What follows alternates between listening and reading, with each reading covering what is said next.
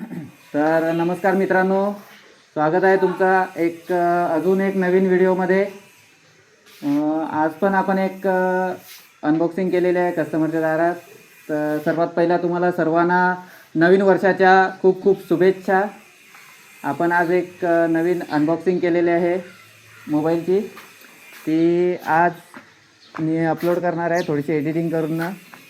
तर नक्की बघा आणि काय क्वेरीज असतील तुम्हाला तर नक्की मला कमेंट करा आणि व्हिडिओ आवडली तर लाईक शेअर आणि सबस्क्राईब नक्की करा।